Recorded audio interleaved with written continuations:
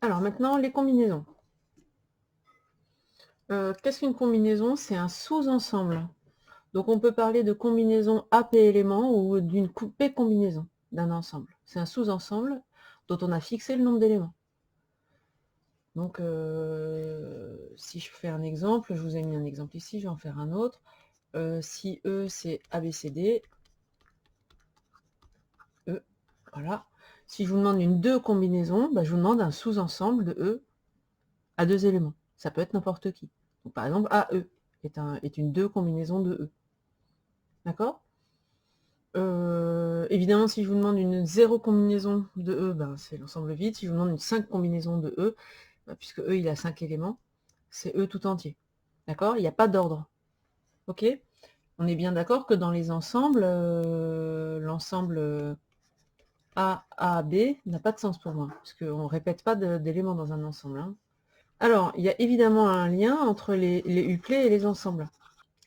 J'ai un élément, j'ai E, voilà, l'ensemble E, et je vous demande combien il y a de triplets, donc je mets des petits points dans les cases, combien il y a de triplets de E avec des éléments différents, c'est-à-dire combien il y a de 3 arrangements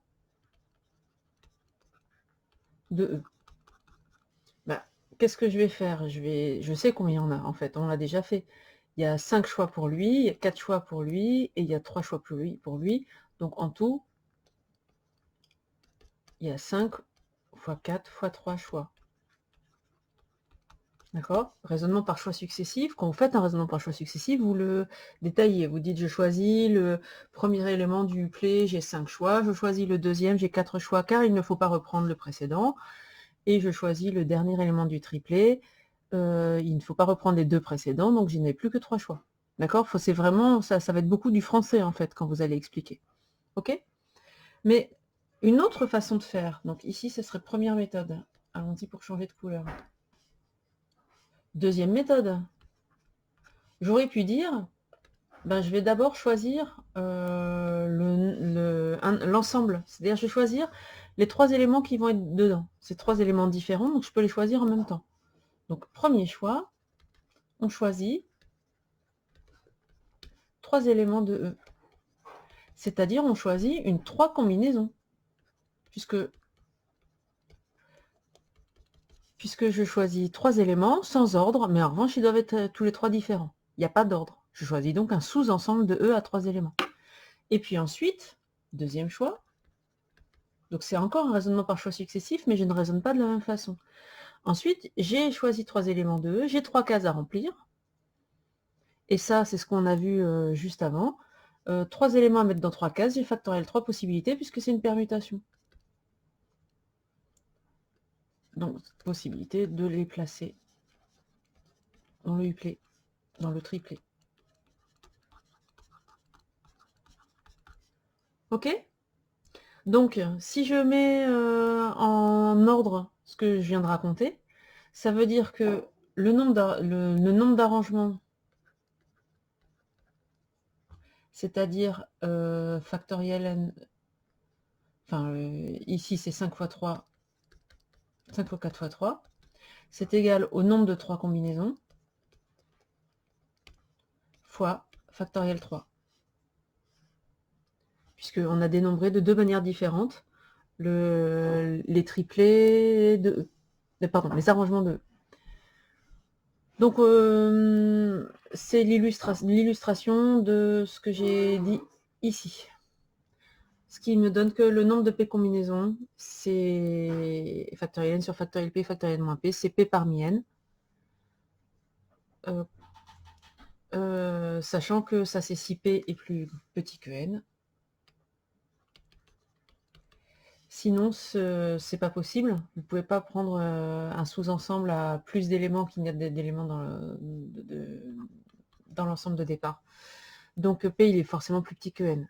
Je vous rappelle que P parmi n est nul si P est plus grand que n. Strict. Ok? Donc en fait, il y a un lien, ici, vous reconnaissez le nombre d'arrangements, qui avant se notait ANP, mais je ne suis pas sûre que la notation, elle soit encore tout à fait au programme. Donc on sait que P parmi n, c'est ANP sur factoriel P. D'accord? Donc P parmi n, par définition, c'est le nombre de sous-ensembles à P éléments d'un ensemble à n éléments. Alors on a déjà vu plein de trucs, on va faire l'exercice qui est là. Simplement, le dénombrement permet de faire des démonstrations des formules qu'on a déjà vues. Exemple, donc je reviendrai sur l'exercice ensuite. Exemple, cette formule-là, elle est très simple, parce que si vous faites factoriel, pardon, P parmi n, si P est plus petit que n, d'accord? Ça fait factoriel n sur factoriel P, factoriel n moins P. Et si vous faites n moins P parmi n, ça fait factoriel n sur factoriel n moins P, factoriel n moins P, et ça va faire P factoriel. Donc on retrouve bien la même formule. Ça, on l'avait déjà fait. On l'a déjà fait dans le chapitre coefficients binomiaux tout au début de l'année. Donc mon but, c'est pas ça. Mon but, c'est de... Zut, j'ai pas fait ce que je voulais. Mon but, c'est de le démontrer de manière en dénombrement. Donc, par exemple, je peux dire que si je dois choisir P personnes parmi n, le nombre de façons de choisir ces gens-là. Donc, imaginons que j'ai un groupe de personnes et que le groupe de personnes forme un ensemble E et que le cardinal de E soit n, et je dois choisir P personnes parmi ces n personnes. C'est-à-dire que je dois former un sous-ensemble de P personnes.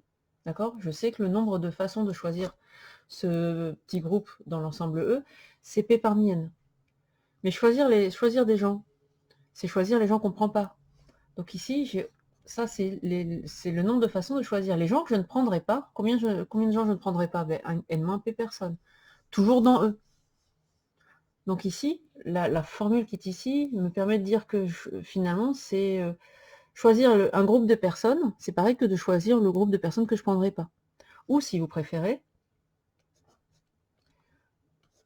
il y a une bijection entre A et A complémentaire. Si je prends A, un groupe de P éléments, donc je vais plutôt marquer un ensemble de P éléments, c'est-à-dire une P combinaison.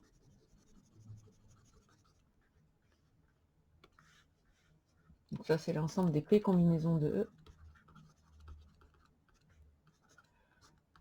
Je construis son complémentaire. Donc comme il y a n éléments en tout, le complémentaire de A, il a n-p éléments, c'est donc une n-p combinaison de E.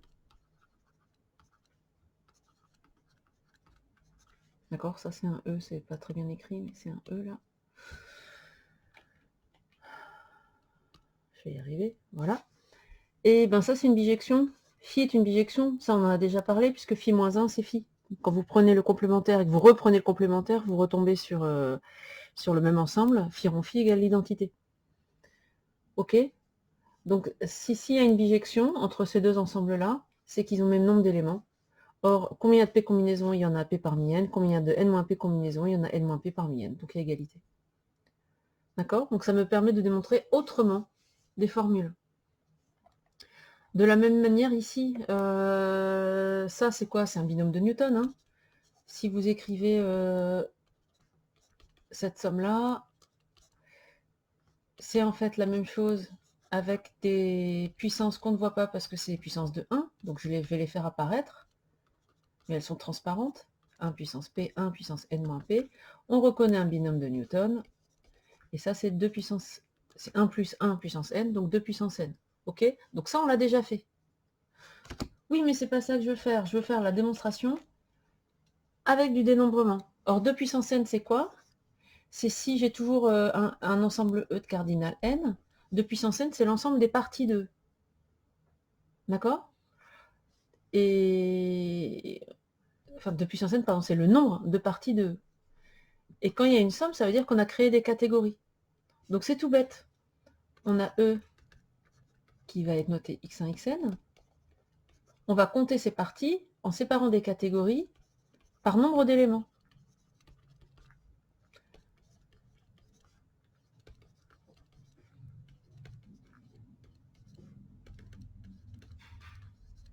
Combien il y a de parties de E à 0 élément? Il n'y en a qu'une, parce que c'est vide.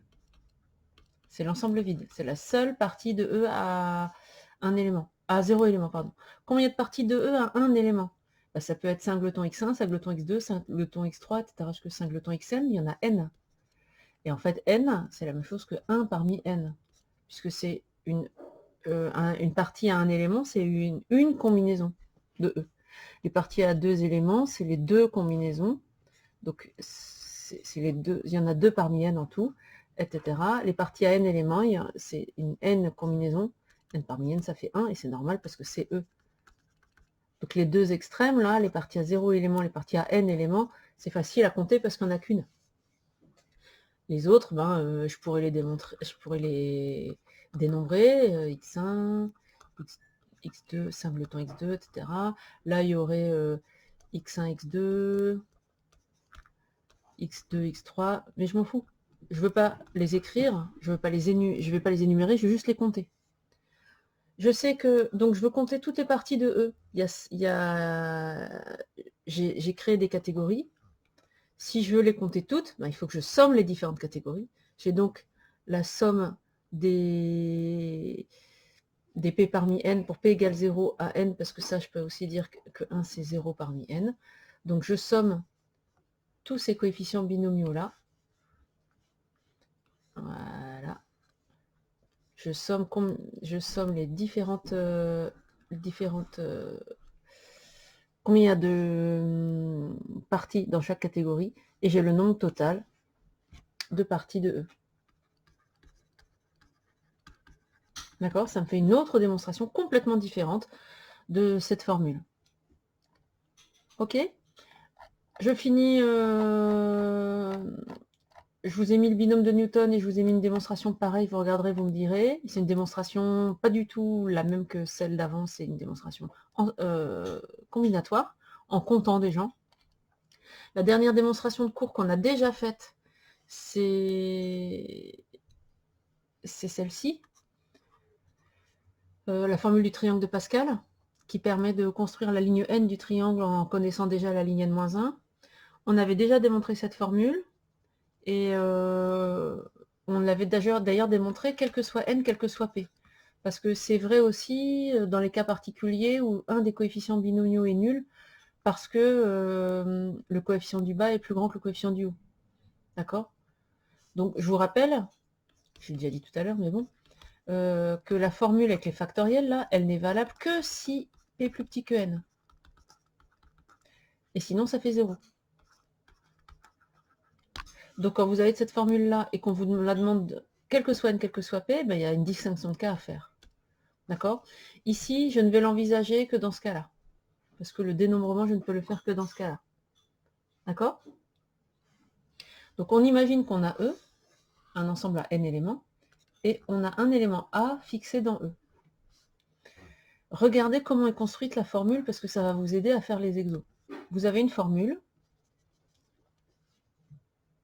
Je change de couleur. Hop, vous avez une formule avec un plus.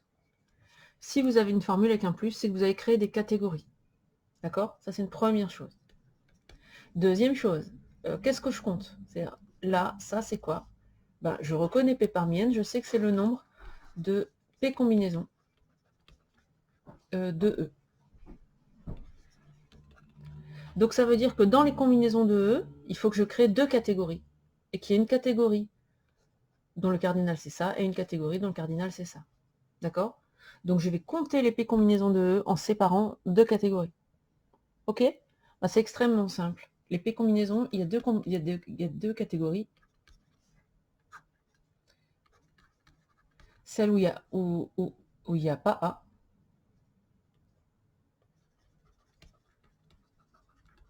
Et celle où il y a A.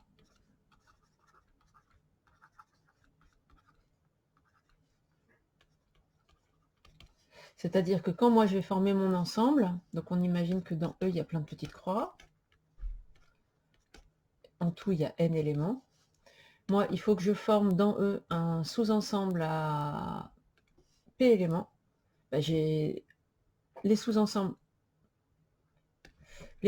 qui contiennent A, par exemple. Donc là, mon ensemble orange, il sera dans la deuxième catégorie, Et puis il y a des sous-ensembles qui ne contiennent pas A. Donc si je prends celui-là par exemple, c'est bon. Donc là ici mon P vaut 4 puisque j'ai pris des ensembles à 4 éléments dans les deux cas.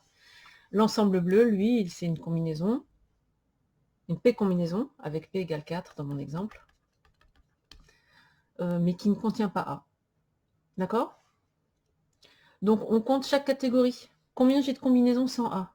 Bah, ça veut dire qu'il faut prendre P éléments, mais dans E privé de A, et E privé de A, il a n-1 éléments. Donc c'est une P combinaison d'un ensemble à n-1 éléments. Le nombre de P combinaisons différentes, c'est P parmi n-1.